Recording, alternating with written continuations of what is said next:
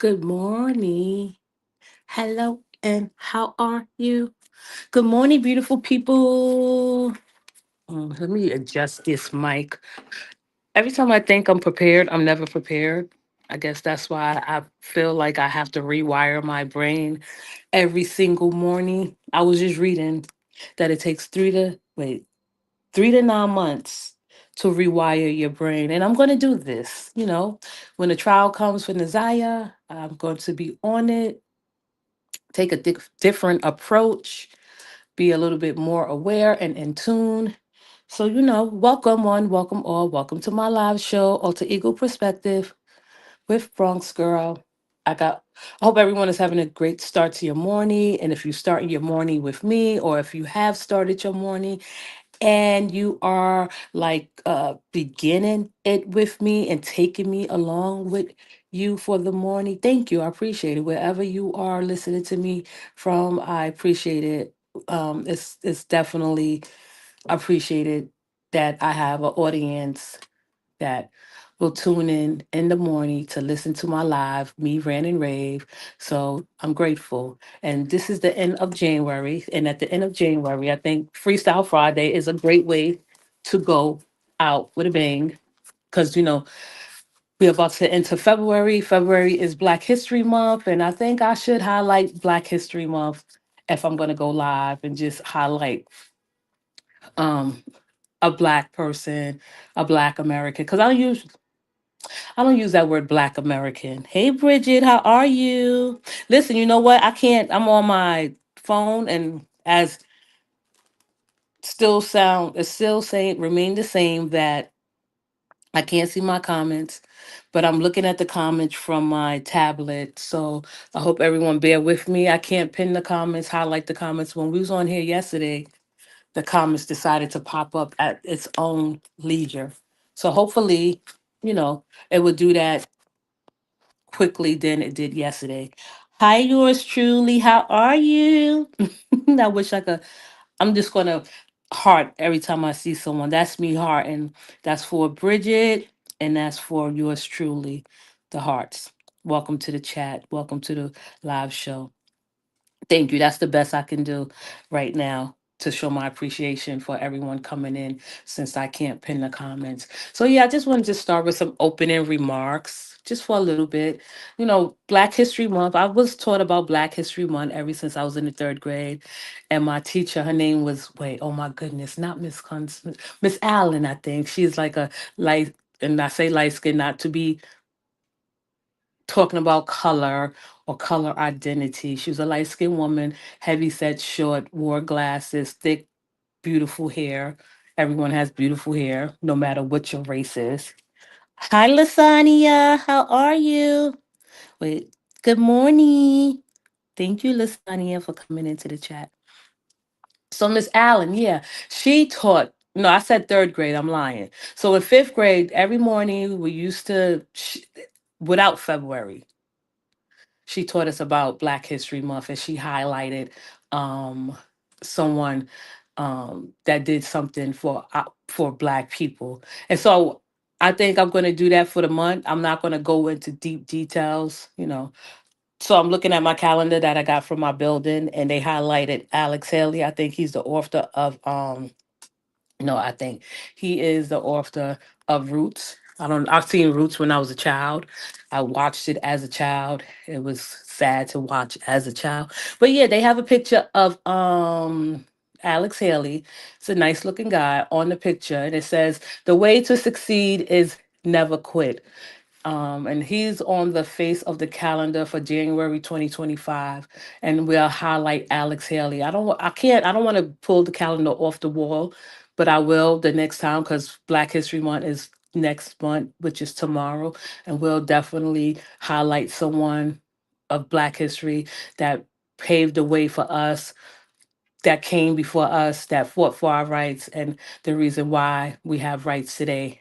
And he is an example of why I am able to have a podcast and speak to the beautiful people that's listening. So thank you, Alex Haley. So yeah, it's Friday. Usually, on Fridays, I like to do Freestyle Friday, but today is different. We're gonna do Freestyle Friday, where we're just gonna have a certain topic discussion. Y'all know that we were talking about the Naziah Harris case, and this case takes a lot of twists and turns. And me personally, I'm just doing um commentary and reaction based off the preliminary hearings, and it's been quite a twist and turn, chilling, disturbing, heartbreaking, sad, eye opening, all the things that if you want to just improve as a human being and know that you are a good person, I think everyone should take a little bit interest in Naziah Harris' story.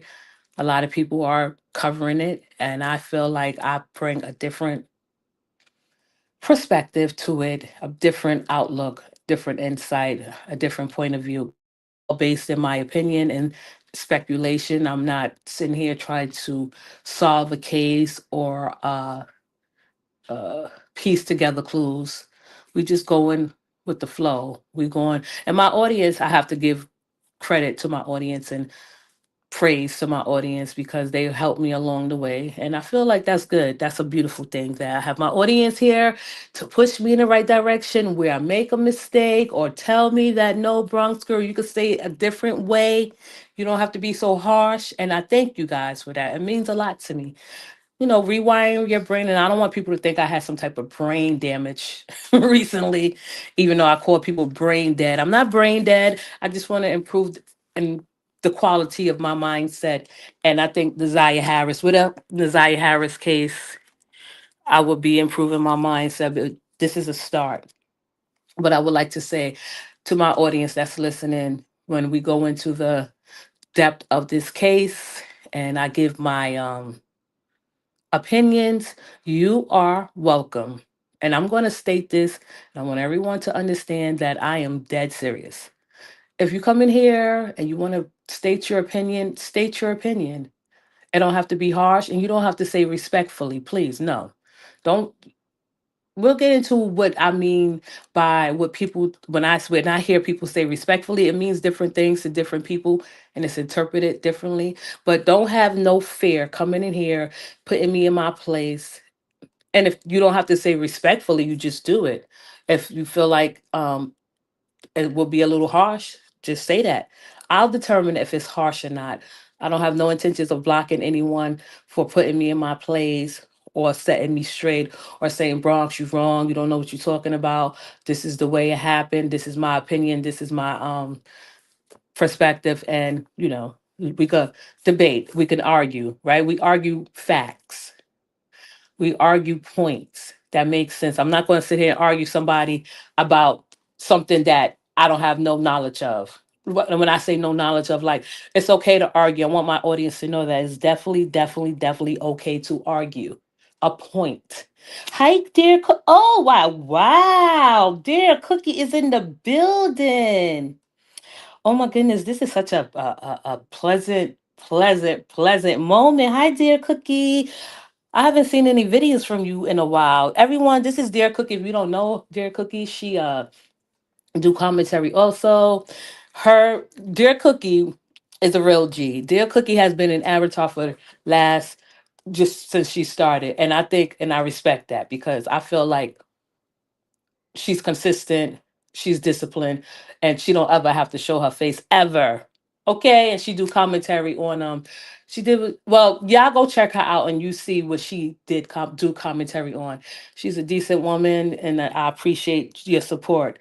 So and with that being said, I just would like to just say to everyone, I'm just learning the Naziah Harris story. I don't want to get act like I'm an expert, right? But as far as us arguing, that's needed in the chat. That's needed in the discussion. That's needed in the debate. As we argue our points and we argue our facts, it's just only thing we doing is looking at it from a different perspective, from a critical point of view. And there's nothing wrong with that. Hi, you're Teresa Robinson. And because I can't pin the comments, so I'm just gonna throw up the hearts for everyone that's coming in.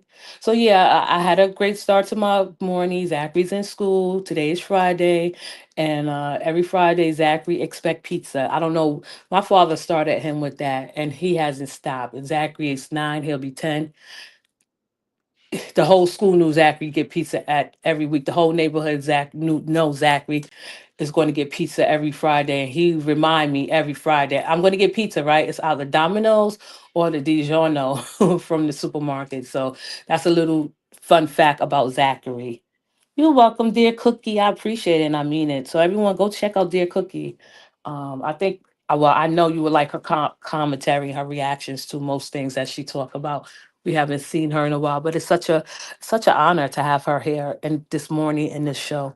So let's get started. I don't want to hold you. I know y'all came in here for one thing and one thing only, and that is the Naziah Harris case story.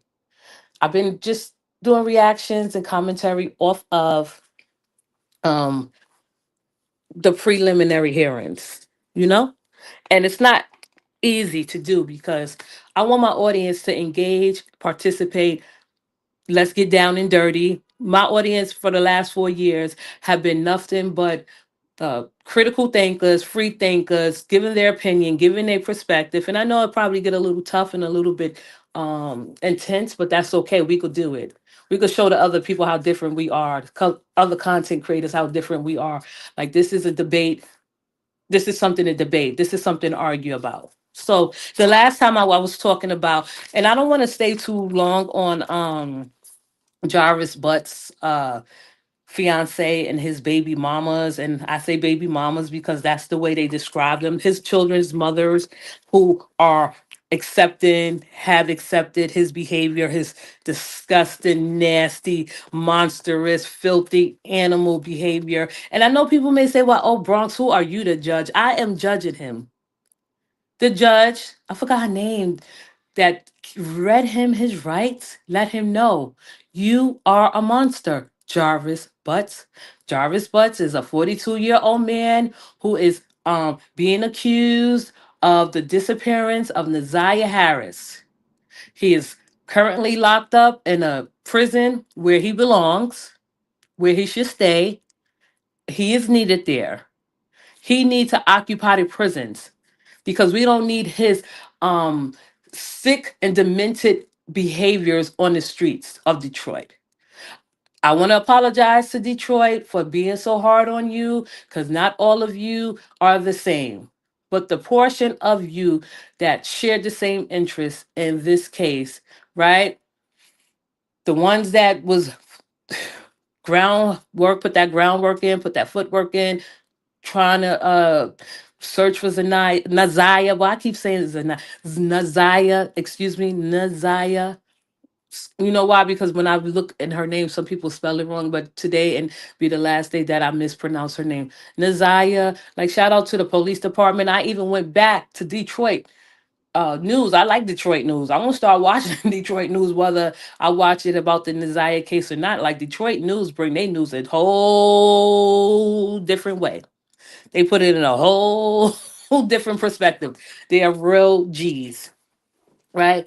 So I went back and I was looking at the conference from when they were trying to when we came forward and they said that Naziah is missing and they was in the process of searching for her. I think this is when she went missing, January 9th or 10th or 11th, because no, it was after she was reported missing. She was reported missing a whole 24 hours afterwards. Her grandmother felt her in many ways, but if you was going to come to her rescue at any point in time in your life, Grandma Harris, it should have been when Naziah did not come home within an hour, 2 hours. Like I share a little story with you guys. Naziah wasn't a runaway, but I was a rebellious child. I did things that my father and my stepmother didn't approve of. Like I was rebellious. Like if I didn't want to come home, I didn't.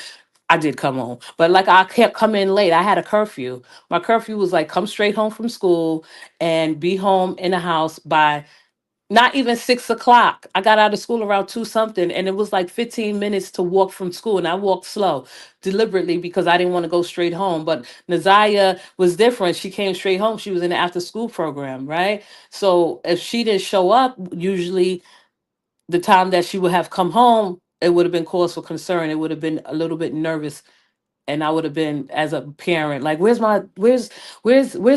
She didn't get home yet. They waited a whole 24 hours before reporting that Naziah was missing and that she did not come home, which is sad and crazy to me. The grandmother, the second mother, right? Sh Naziah, that's Naziah's maternal grandmother. So I seen her crying at the press conference. I seen Shannon, the daughter, her aunt. She is the main character in this. And I would like to stress and I would like to just express my thoughts and views about Shannon Harris. I do not think in any shape, form, or fashion that Shannon Harris, Nazia's aunt, Jarvis Butt's children's mother, did anything to harm Naziah Harris. Detroit police picked it up. Oh, yeah. Oh, okay. Lasagna. Thank you, Lasagna. Lasagna said Detroit police. Okay, so when I seen the conference, the press conference, that was in February. Okay, because they did give out a timeline, and the reporters was questioning them. I like Detroit. I ain't gonna lie. Even though Detroit is known for what it's known for, home of Motown, they have they ups and downs, they bad and good. But I like Detroit, how they cover their news. I like the Detroit police. All right, that's neither here nor there. Let me go. Okay, so I'll read sorry, because I can't pin the comments, Lasagna, a real G. Lasagna said Detroit police picked it up a month later. Her case was missing entire month. Okay. Yeah, I think they did say that. I think I did get the short end of that.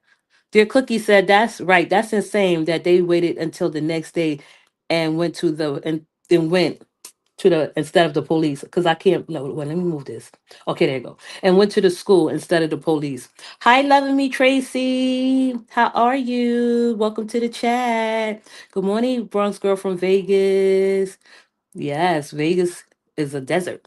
I've never been to Vegas. I would love to go one day. Crying because she hey, yours truly, crying because she only been exposed in my opinion. Well, um sometimes we as human beings don't feel the aftermath of things until it really hit us. She knew she was wrong. She knew that she failed Naziah in many ways before Naziah went missing. She knew that she did not tap into her mother instincts. She knew that she did not use her intuition, which she was supposed to do. She failed to do so. Why would you wait a whole day later to report that a 13-year-old girl is missing? At first, I thought Naziah was like turning 13. I thought she was um missing at the time when she went missing. She was 11 or 12, and then she's 13 now. But no, at the time she went missing, she was 13. So a whole year later, she would be 14 if she was found today. Okay, right there, Cookie. That's not normal. So yeah, so I saw the press conference. I'm like,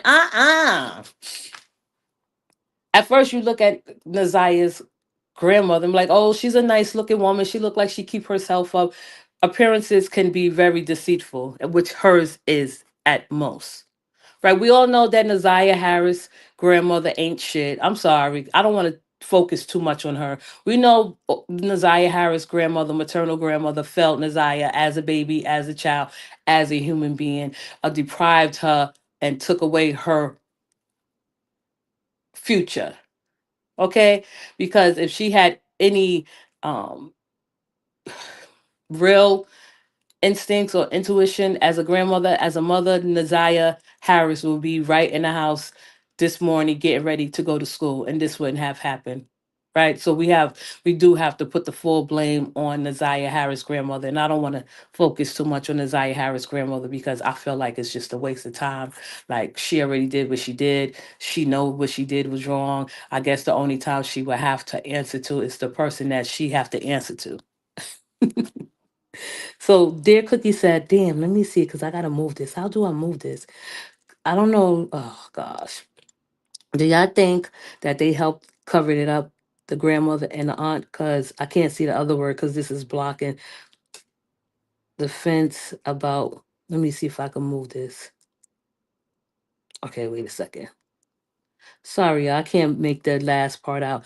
Do y'all think this is from Dear Cook? Do y'all think help that they helped cover it up, the grandmother and the aunt? Cause blank the fence about that from the way they're responding to things.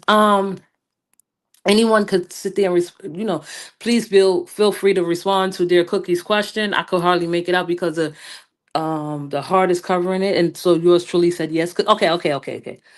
Here we go. Do y'all think that they help cover it up? The grandmother and aunt, cause I'm on the fence about that from the way they're responding to things. Well, let me just say this. I'll open this with my remarks about that. Well, I'll give my remarks to that question. I don't think from my personal opinion, and my personal opinion, I don't think the grandmother or the aunt is that smart. I think they're dumb enough not. I think they're smart enough not to have had anything to do with Nazia's Harris being missing. Now, what she did cover up, I feel personally, in my opinion, Naziah Harris' grandmother, Naziah grandmother, and her aunt, they covered up that they were allowing a serial offender of children to be around children such as Naziah. Right? So those two had in their mind that Naziah is grown, she's fast, right? Because this is how they were thinking, right? Because this is how some people like Naziah's grandmother think, and this is how some people like Naziah's aunt think. Now, as far as them covering things up for a foul, a Chester, a creep, Jarvis Butts, who has a full record of being an offender, no. I don't think they had anything to do with it personally or had any decisions in it as far as making a decisions to um unalive Naziah or push her off into a I don't know, circumstance that they can't answer for. Let me see. Okay, so this, hey, loving me, Tracy. I see you, Miss Diva. Good morning, Bronx. Listening while working. Thank you. Have a blessed day. I will. Thank you, Miss Diva, my free thinker. Miss Diva, the free thinker. So, loving me says, this is scary. I have a 14-year-old granddaughter be disappearing at times, and there's nothing the cops will do about it. Just pray she comes back. When she does, yeah, it's scary with teenagers.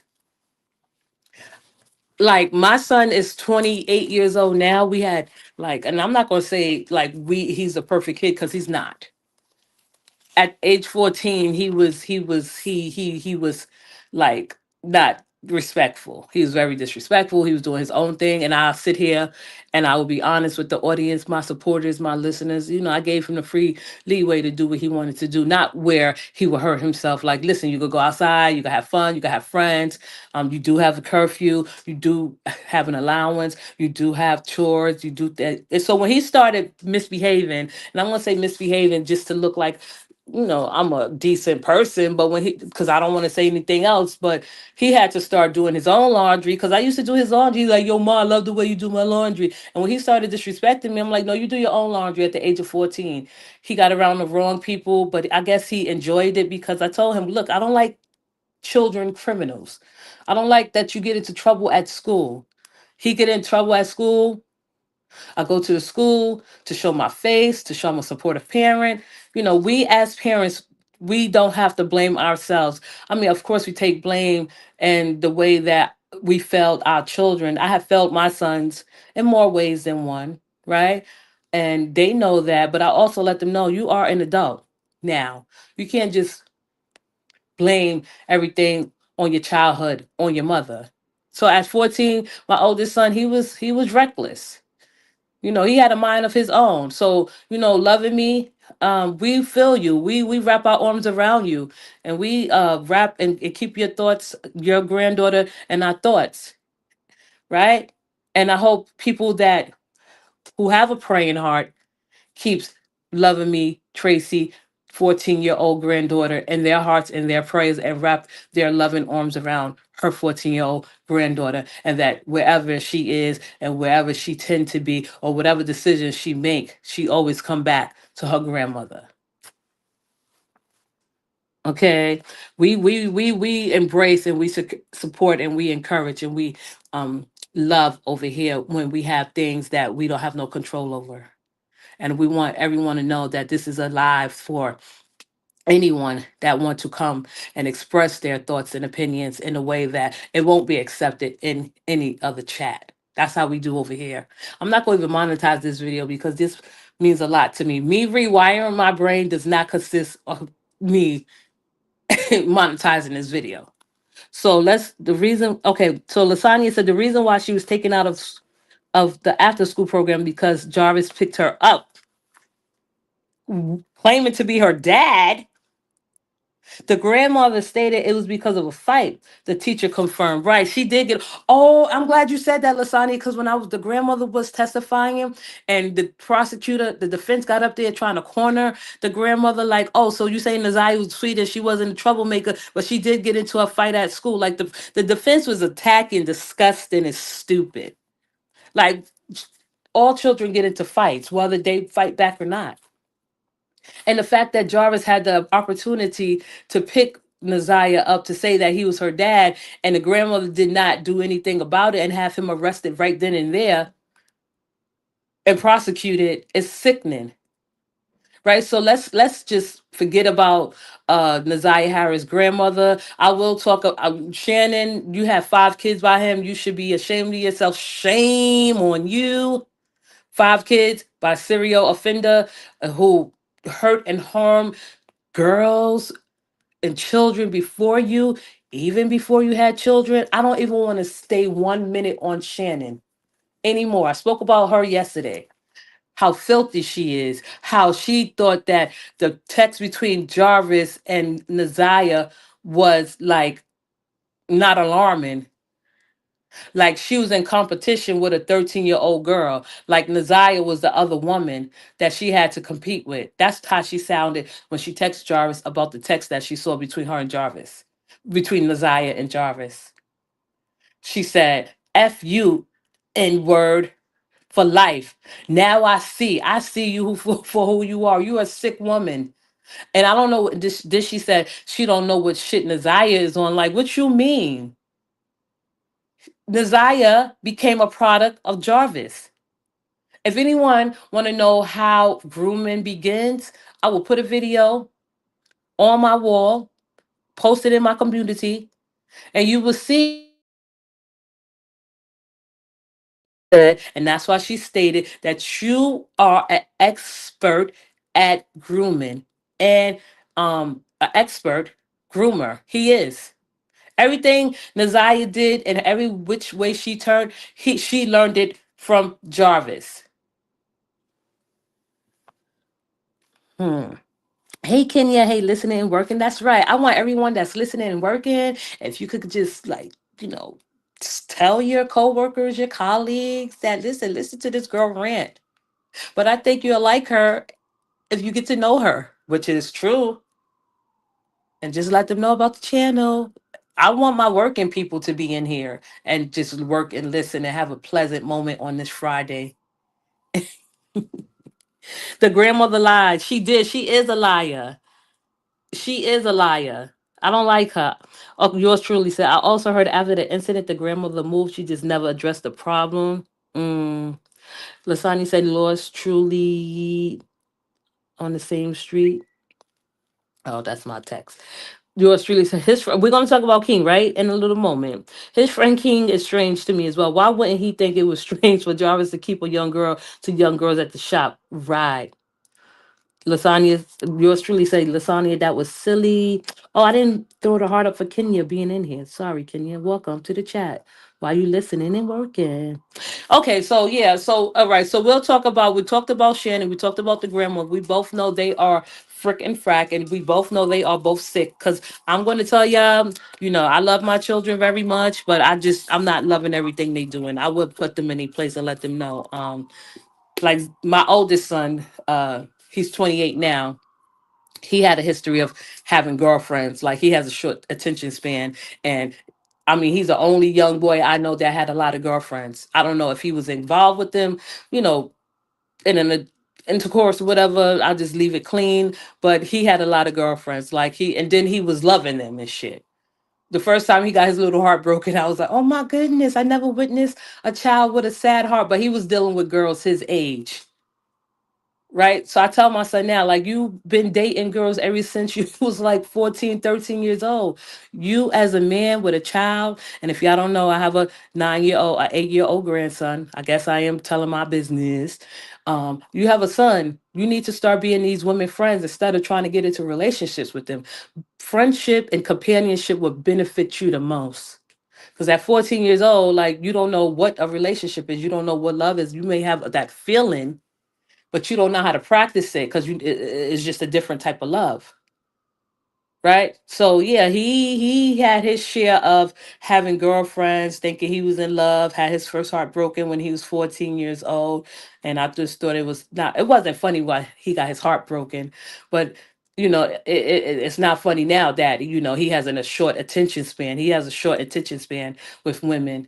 And when I say short attention span, I mean that he doesn't like keep interest in women long enough. But he had one girlfriend that he's been with like for 4 years, 5 years, or whatever. And and I'm not telling his business, but that's how he was. He loved women. So so that's that. I don't want to sit here and act like, my kids are perfect, like they didn't go through things. But my point is, I don't care how much I love you as my child. I'm not going to sit there and let you rock doing stupid, dumb shit.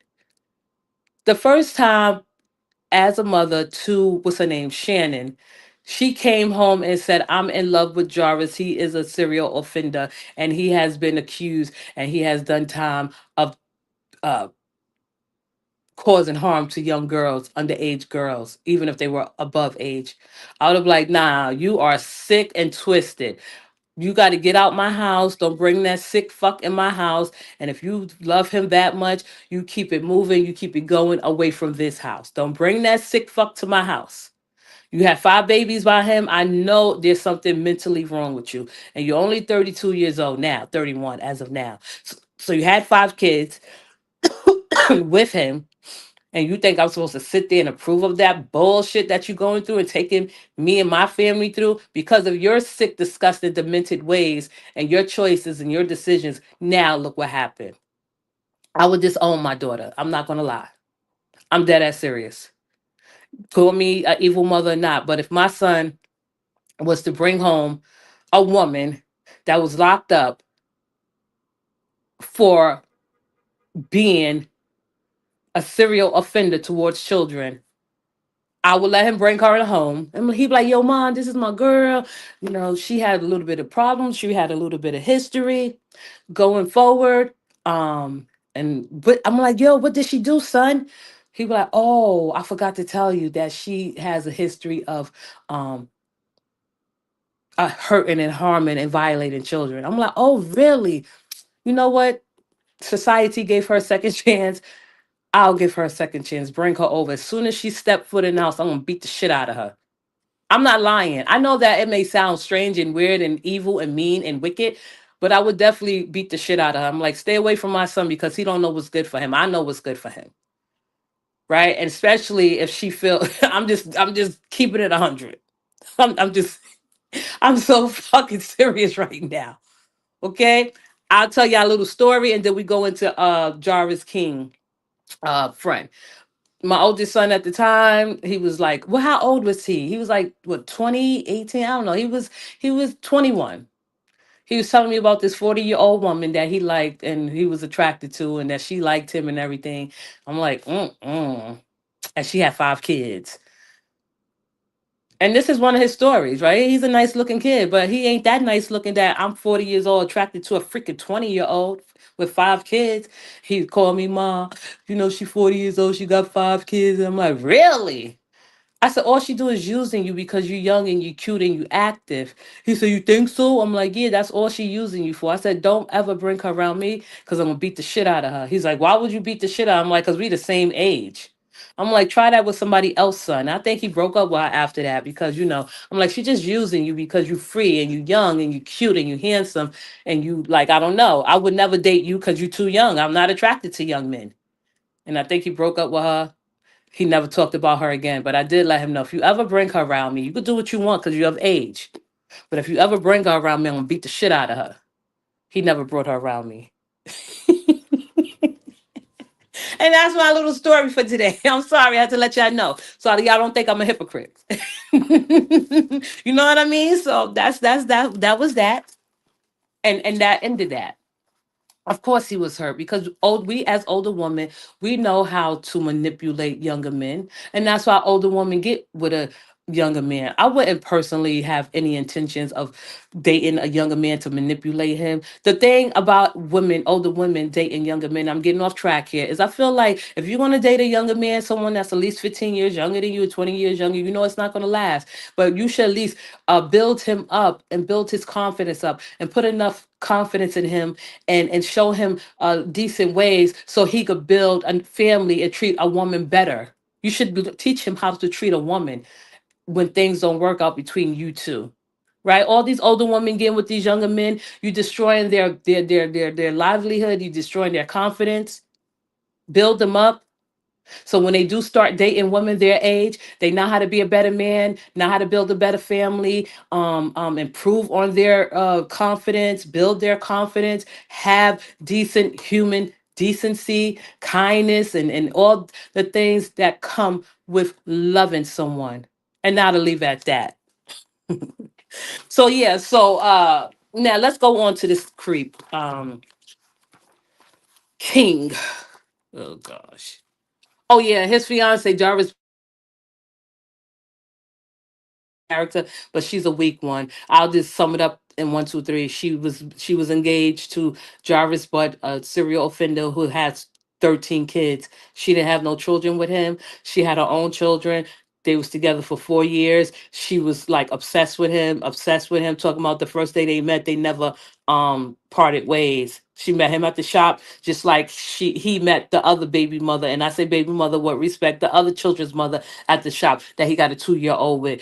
The fiance made every attempt to, because Jarvis Butts, the creep, was so secretive about his whereabouts and about his uh secret life, that she made every attempt to try to tap into his phone because she suspected that he had other women that he was dealing with. So this goes to show you that no, I do not want these type of women. I would not be around these type of women. Now, I'm very judgmental when it comes to shit like that, right? So we'll just leave them on the side because we already know that they are weak.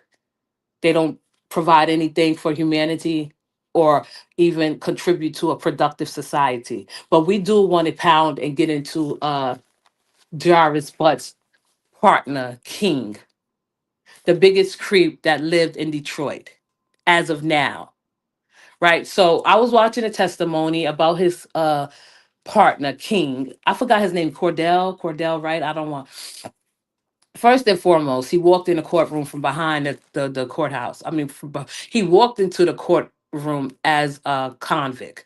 He had on a jumpsuit, a green jumpsuit with shackles on and shit. I don't, did he have on shackles? I think he had on handcuffs and shit. Walking into the courtroom with glasses on, bald head, thinking he fucking cute. He must have been working out and keeping up with his form and his body. I'm like, okay, so like I wasn't sexually looking at him or sexually attracted to him because I didn't find him cute at all, with or without glasses. I just said, oh, okay, he must be working out in jail because he had a nice physique. That's the only thing I would give him, is him having a nice physique. He sat down, they sworn him in, they asked him his name, he stated his name, his age. Um, uh, he said he was 36. I'm like, oh. Hell no. I hate men in their 30s, especially 35-year-olds. They are different type of creatures. I would not date no 35-year-old. And I'm getting off track because it goes to show you that his mindset is the reason why I would not date nobody in their 30s, young 30s. I'm sorry. And if I say date, I'm just like, oh, no, probably a one night stand away, but not with a creep like this. So he walks in, he's seated, he's sworn in. They asked him his age. He told his age, he told his birthday. Then come to the part where he had to ask, they asked him what was his relationship to Jarvis Butts. He said his partner, they both mechanics, they both work at a shop together, they both knew each other. They were partners, they were friendly, they were familiar with each other. They It's not like they were strangers, it's not like they didn't know each other. They knew each other very, very, very well, where they owned a shop together or worked at a shop together. And if anybody want to take the opportunity to listen in and talk about where I'm missing up to this part, please feel free to comment, right? Because I did watch the whole testimony and I just only withdrew the key parts, the key points out of the testimony, from the testimony. You know what I mean? Because he's a sicko, he's a creep. So they asked him, what is his relationship to Jarvis? He said, Jarvis Butts. What is his relationship to Jarvis Butts? He stated what his relationship was. So the time to come to identify the defendant or the criminal in the courtroom, he was asked, do you see him in court today? He looking around, acting like he's all confused, don't know where he looking at, can't see what he's, don't know where he's looking at, what he's seeing before his eyes. He said, no, I don't see him. And they told him to stand up, and he took a look around the court, and he had on glasses. They told him to take a look around the courtroom to see if you see Jarvis Butts. He said no. I think he knew what Jarvis was doing. He did know what Jarvis was doing. He said no. So we already knew he was going to be a problem, that he's a liar, that he's deceitful, that he's sick and twisted, right? Um, One of the key points that stood out to me is, okay, forget everything that happened um leading up to Desire going missing. First and foremost, what's his name? Cordell, or King, or whatever you want to call him. He was talking about like how and I'm gonna get out the stupid moments that he was talking about. They was asking him about Jarvis Floods and his relationship with other women coming up there. I guess all every woman that Jarvis Butts had met, he met them from working on a car. Every woman Jarvis Butts had met or started a relationship, it started from the mechanic shop. So and then King was acting like he was so intelligent and shit, acting like he knew what he was saying. And every time the prosecutor or the defense asked him a question, his word was sporadically. One of the questions was, did Jarvis Butts have many women coming up to the shop fighting over him? He said, it happens, sporadically, sporadically. I'm like, oh, okay, so he enjoyed all of this shit, each and every moment of it. They asked him about Naziah coming up to the shop, working and cleaning up the shop along with Shannon's daughter. She said, yeah, they was there cleaning up, like that was okay with you, you sick, twisted, mental patient. It was okay for two young girls to come work and clean up a shop where their life can be put in danger. Right? That's no place for any child at all. But he was okay with that. It definitely was okay that he and Jarvis took some type of fun or some type of joy out of young girls coming up to the shop, even if that was Jarvis' niece or not, even if that was his daughter or not. As a man, he should have been uncomfortable and be like, nah, get those little girls out of here. I don't want no little girls, underage girls. I don't even want no women in the shop working on it, fixing it up. I don't want no women lingering around. Tell your girlfriends to stay home. If they're going to come up here, tell them to be respectful, because this is a business, Jarvis. But see, men, they give in to each other. They give each other power, so they don't know how to talk to each other and keep it real and keep it 100. Right? Now he let's move forward. So now the prosecutor is asking him about the day of. I think I don't know if it was the day of. Correct me if I'm wrong. The day of, the day which he was talking about was with when Jarvis Butts and King and Isaiah was all together riding in the car, taking a ride out to King's son's grandmother house. How is it that King, as a man, he called himself a man, was comfortable with Jarvis Butts? I think he said Jarvis was driving. They got a call. They were supposed to go out to service a car, to check out the car, but it was two different. I think it was two different incidents. I don't know. But what stood out to me the most is that uh, King didn't have a problem with a young girl following behind Jarvis, which he thought was Jarvis' niece. He knew damn well that wasn't Jarvis' niece. Okay? Birds of a feather. Yes. He knew damn well that that wasn't Jarvis' biological niece. But you were willing to take the L and travel with a young girl in your car, a 13-year-old young girl travel in your car, Jarvis' car, but ride along with a 13-year-old girl and you wasn't uncomfortable, right? So they took a ride out to King's son's grandmother's house because she wanted some work done on her Jaguar. I don't know if it was January 9th. I don't know if it was I don't know, but I know it was like before Naziah went missing, right? So the prosecutor asked, where was Naziah sitting? He said she no Jarvis spotted Naziah as they was riding in the car on their way to um King's family house. He spotted Naziah. He said, "Oh, there go my niece." He didn't say no shit like that. You're lying, King. You are lying. You know damn well that's not his niece biologically in any shape, form, or fashion. He pointed out his eye like, oh, hold up, hold up. He probably was like, yo, hold up, yo, there she go right there. What's she doing? Why she walk? Let me. And then they called her. She got in the car. He said, this is what King said that Naziah said when she got in the car. Hey, King. Hey, Jarvis. He said she spoke before she got in the car. Prosecutor said, "Well, where was she sitting when she jumped into the car when y'all was about en route to go to the grandmother's house to service the Jaguar?" He's like, "Oh, she was sitting behind Jarvis, I think, while he was driving, because she did ask who was driving the car." King said Jarvis was driving. The prosecutor said, "What was the conversation like? What did you talk about?" He said, "There was no conversation. We just had sounds." So I'm like, sounds? Oh, he's talking about music. You know what I mean? I'm like, okay, so they both was driving out 45 minutes to go service a car, 13-year-old in a car with two grown ass fucking men. I don't care if that's your niece or not. If I'm a man now, take her home. It's after hours. Take her home. They was going out 45-minute drive out to the grandmother's house. They came up to the house.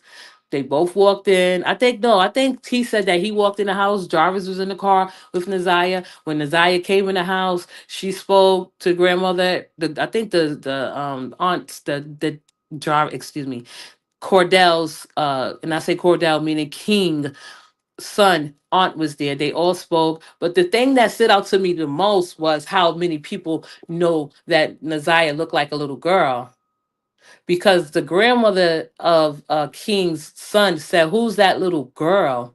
He said, "Oh, that's Jarvis' niece." How does that look even appropriate that you are traveling with a young girl and people are asking, "Who is this young girl? Who is this little girl?" And you're lying, talking about, "Oh, this is Jarvis' niece." He said they went in the house. She spoke, talking about Naziah spoke to everyone. She was quiet. She was playing with uh King's son's what is this, King's son's aunt son. So she was quiet, she was a little timid. That's what she was taught to do. If you are around other people, you be quiet, you don't talk too much. This is what Jarvis Butts groomed her to do, and she did exactly what he did told her to do.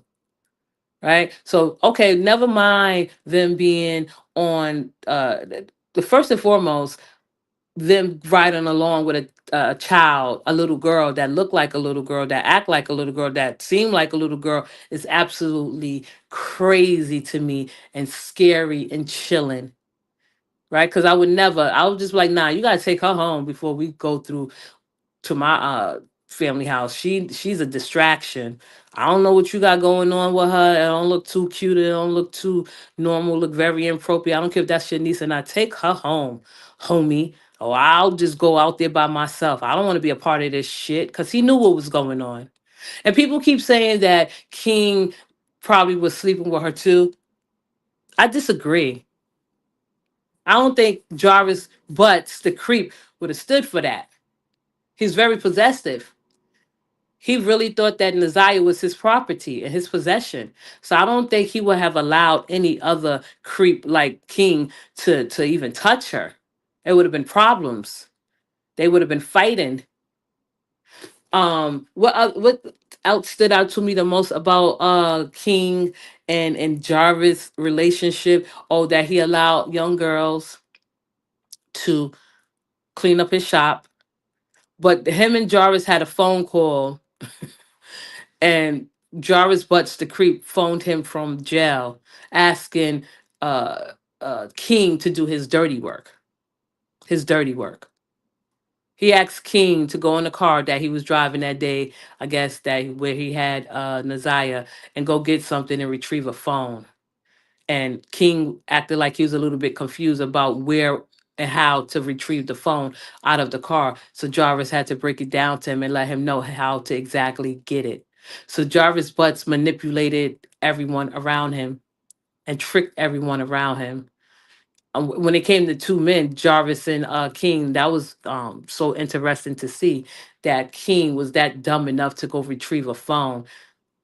Did Okay, look at my comments. The comments jumped. Oh my goodness! After 51 minutes, and he went to do it. He did. There we go. Here we go. See? Okay. And he went to do it. He did. Like a coward that he is. They played the conversation in the court, which was absolutely crazy.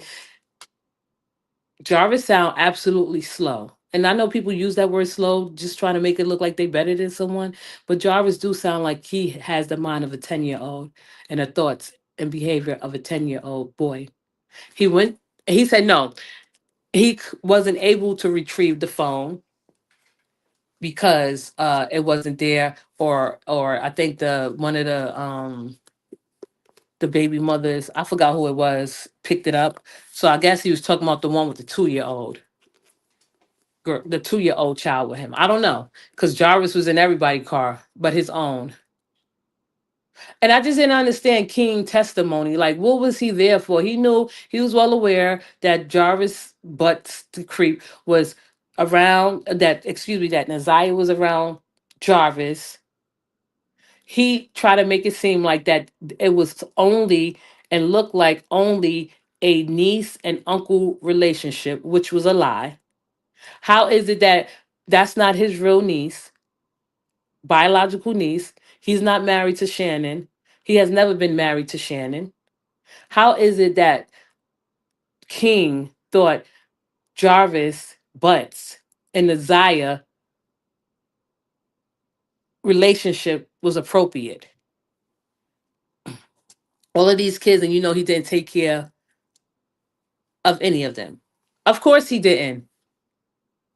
He violated most of them. He's a sicko. King sitting up there laughing, talking about, oh well, you know what? Because he didn't really say much. They was talking about the shop. They was talking about the relationship between Naziah and Jarvis, the interactions, the engagement, where they was at the time. They played the phone call in court between Jarvis Butts, the creep, and King Cordell, right? I think that's his name. A lot of people saying, wait a second. Oh shit. A lot of people are saying that King probably was sleeping and messing around with Naziah too, that he has something to do with her being missing, which I just don't think so at all. I know a lot of people like, well, Bronx, you just don't know what you're talking about. That's just our opinion. But if you look at it, he ain't that stupid. He's stupid and dumb. The king guy, the partner guy, for him allowing for a young girl to come linger around and hoover around the shop, cleaning up his shop that look like little girls. That's crazy to me. He was dumb enough to go in a car to try to retrieve uh, what may have been evidence because Jarvis has a way of manipulating people and persuading people to do what he want them to do. King thought it was funny that Jarvis had women coming up to the shop fighting over him. At least I guess when it came to Jarvis and Butts and King, the partner, they both are mechanics that worked in a shop that repaired cars. Okay, whatever. They had a work history. They both were criminals, right? At least they were a little bit honest with each other when it came to payment. I don't think they ever had a falling out about being paid equally or rightfully so. I don't think they had that type of problem, which is, I guess, okay for business sake. But as far as King being a creep too, I don't know why he in jail. He should stay in jail. And at one point in time, I felt like he was sweating the judge. He was staring at her and shit. He probably was like, couldn't believe how beautiful she was and how smart she was, presiding over a case like this. Because he was staring at her long enough when he left out the courtroom and those shackles behind the courthouse. I mean, where they, I guess, take him back to the holding cell. He was standing there for a while staring at her. She questioned him. He turned around and looked at her dead in her eyes and stared at her for a moment. She gave him no attention. She didn't even smile, smirk at once. I like that judge really a lot. She let it be known now. This is not one of those dumb bitches that you used to deal with. Like, even if I wasn't a judge, I still wouldn't look at you. She kept it professional. She listened to his testimony. Of course, he lied in his testimony, right? About a lot of shit, not knowing um that he said, I don't know if he remembered Nazaya being missing. I think he heard about it, but I will say this for the record because he is a creep. I don't think, and I'll just lay it down on, I don't think he had anything to do with Nazaya being missing. I don't think he had anything to, um, any relations with Nazaya. Jarvis Butts, the creep, isn't going for that. I do think he probably is attracted to young girls, right? I think I read one comment saying that Jarvis tried to talk to, I mean, yeah, Jarvis tried to talk to King's daughter. I don't know. I don't know. I'm not sure. But I guess the moral of the story is that these people that played a major role in Nazaya's life, whether it was short or long term, of course they felt her. These people like Shannon, the fiance, the children's mothers, the grandmothers, the everyone that was around Nazaya felt her. And she lost her, she went missing, body never found. She's still missing to this day. But I don't know if she's legally presumed unalived. All I have to say about this case is I'm going to follow up with the trial because I'm definitely more interested in the trial and how things go. We over here in this chat, in this live show, we put our thoughts and opinions together and our information and combine it together. Only thing we can do is speculate. We can't make or try to piece together clues. And I would like to say, I was watching the Detroit, how they function out there, how they move out there. And the 7 Mile, the guy, Mark D, I think, he got in a little bit of trouble for going up to Shannon's house and then approaching her and confronting her. Right? Stuff like that harms the case. Stuff like that put the case back in the unforeseen circumstance. Right? It hurts, it harms the case. And I'm just it's nice that, and it's thought, and it's kind of decent that people want to contribute and help out, bring the Zaya uh to justice, bring her some justice. But yeah, I think people need to go about it in a different way. The preliminary hearings was just like sad to hear. The text messages between Jarvis and Naziah was very sad to hear. The people like Shannon and her grandmother and her aunts, Naziah's aunts and her grandmother, the way they allowed shit to happen and didn't care about Naziah is absolutely sad and sickening and chilling to hear that grown ass women would blame a baby, a child, for her being who she was, right? Because you can't blame Naziah at all in any shape, form, or fashion. I'm sorry, you just can't. What is there to blame? King, I don't know. He's in jail now for what? I don't know. Uh, but he will, I don't know if he come home. I feel like when he come home and his thousands of girlfriends that's waiting for him, they still want to be there. They don't care. It's not them that their daughter is missing and their daughter is sleeping with or was sleeping with a a creep. They don't care. At the end of the day, when all is said is done, the only victim in this is Naziah. The only one we should care about is Naziah. I know people want to help and be a part of something and make it where Naziah get the justice that she deserve. But a lot of people have a lot of conspiracy theories about the case. Of course, and I'll just retract me when I say that Shannon, when people were saying that Shannon is jealous of was jealous of Naziah, um, it may have very well be that way or seem that way or look that way just by judging by the way she cursed Jarvis Butts the creep out over the text between Naziah and Jarvis. Yeah. It seemed like she will be and she can be vindictive and hateful. But I would just like to go on the record and say that I don't think that Shannon had anything to do with the disappearance of Naziah. I'm just speculating and I'm just giving my input and my opinion. But I will say this.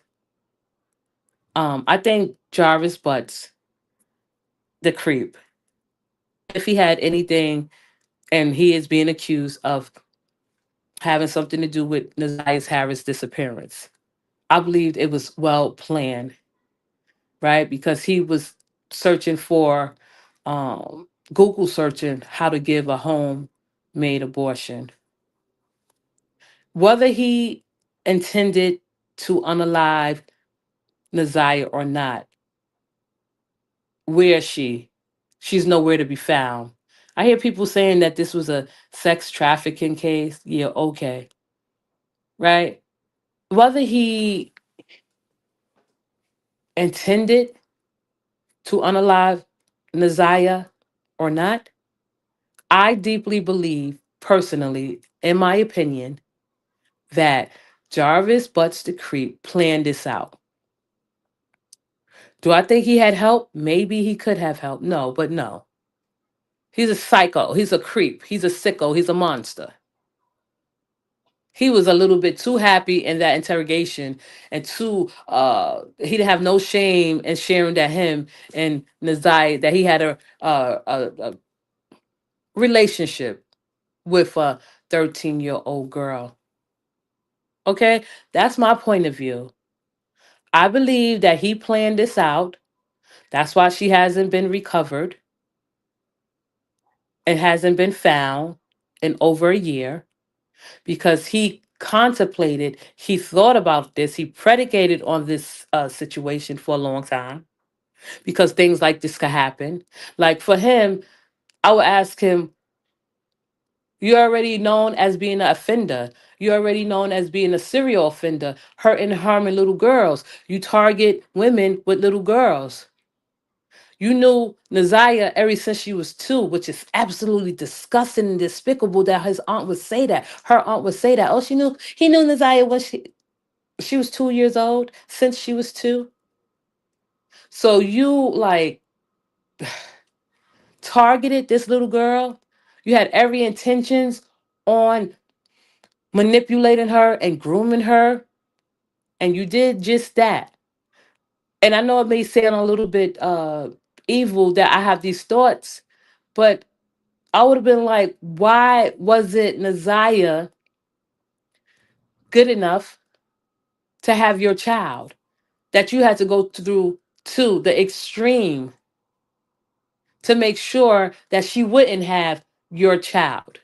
What made her different from the rest? Why didn't you manipulate her? And this is just me talking, right? With a criminal mind.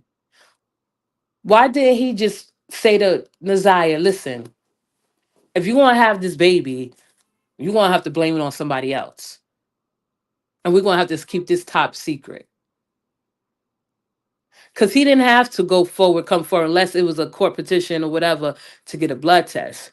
But why did he have to go through extreme measures to make sure that this baby, Naziah, which is a baby, and I know people were like, oh, well, you know what? I had a child when I was 14-year-old too, when I was 14 years old.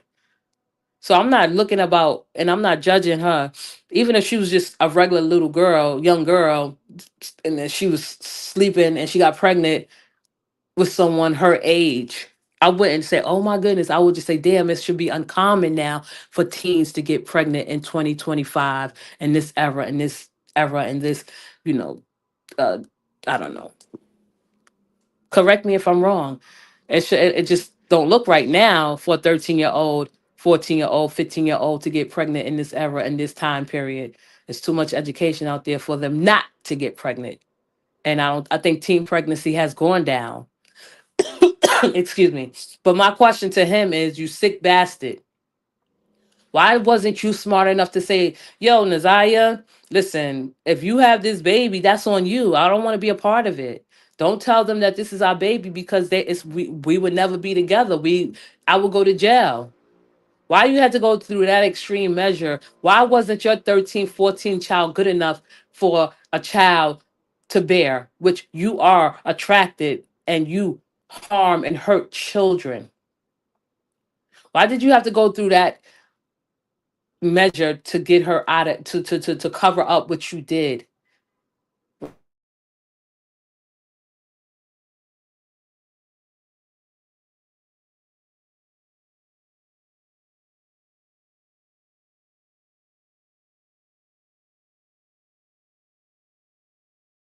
Can y'all hear me? Oh shit. Well, let me see. Oh, hello? Can y'all hear me? Let me see. I don't know if y'all hear me or not. They just gave me a message saying that oh gosh, let me find out.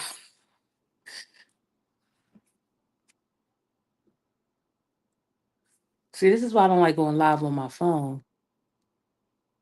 Is anyone out there?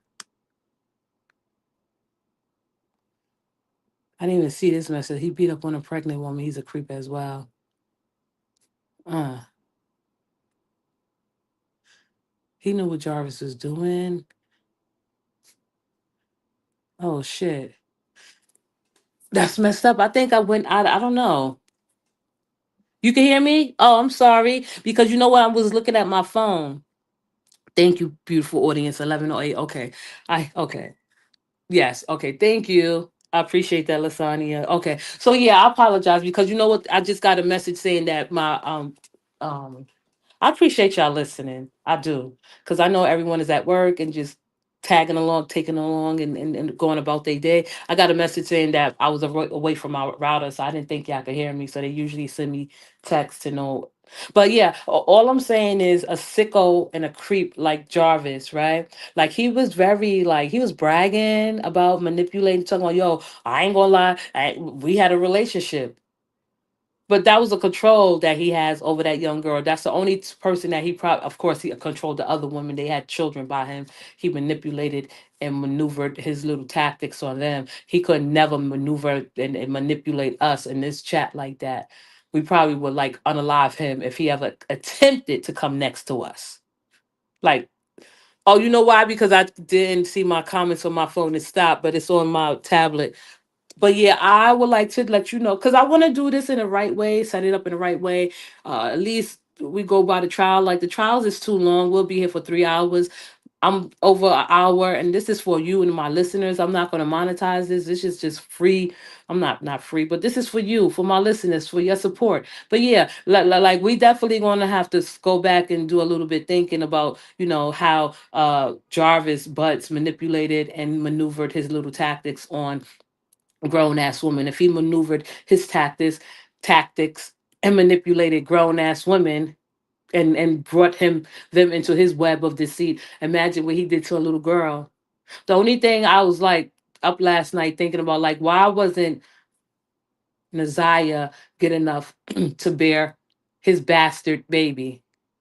All his other kids are bastards. And I mean that in the technical way, by definition. But he went to extreme to make sure that Naziah wouldn't. I don't even know. Like, be for real. Like, if the family knew, King knew, everybody knew. The sister knew. She had reason to believe that because she was sent information. The children's mothers probably didn't know because they wasn't that close to Naziah. But the people that were close, like Shannon and the grandmother, okay. And I want to come to the defense of the grandmother and be like, maybe she didn't know. Because if she was a real grandmother, Jarvis Butts would be unalive just for me, and I would have been in the right to defend my granddaughter. He knew he was going back to jail. Oh, yeah, you said, you know what, that's so true. And to be honest, when you say that, because I think he was turned himself in for something else. I don't know who he was talking to. Okay, there we go. The he had charges on him at the time this happened, I believe, for her. Oh, yeah. I want y'all to go back if y'all want to, which is a little bit probably chilling and disturbing and sickening, to when they first brought the case to court, when they first brought the charges against him. And I will leave it at this. The prosecutor that's representing Naziah, that's trying to bring her justice, she ain't no joke. She had no problem with reading out this sicko and demented charges, Jarvis Butts, that he was accused of giving a 4-year-old a STD. He turned himself in for something else. And I heard him on the phone with his children's mother, one of his children's mother. I don't know what the F is going on, man. This shit is crazy. I don't know what the F is going on. I don't know what the hell. Like, you know what's going on, you psycho. And then that baby's mother, because I call her baby's mother, not because of the child, but because of her. If you want to call someone a baby mother, call someone a baby mother. She is a baby mother. He said, I love you. She said, love you too. You still love him after this? All right. That's what I'll leave it at that. But yeah, the prosecutor, and I'll leave it at this, to just have some insight into how this man is disgusting and a sicko and demented, and all things that needs to be, like, he's an abomination, right? I thought that it was just a rumor going around that he gave a 4-year-old a STD, but she read those charges off at the court, at the hearing, when they was bringing charges against Jarvis Butts the creep. He was, oh gosh, this is not his first time being in jail for hurting a child. So you know what? Definitely, he deserves where he want to be. And we're going to follow up with this case when a trial comes. And I'm not going to speak about this.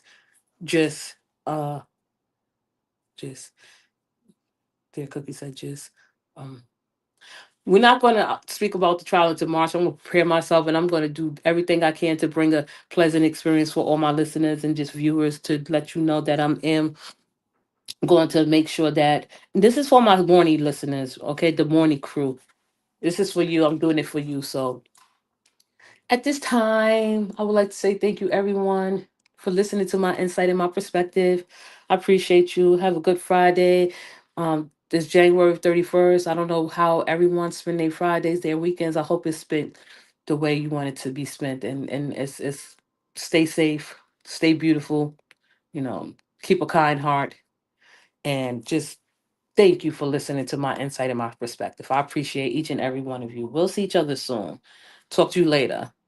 Bye. I said bye. I mean, peace.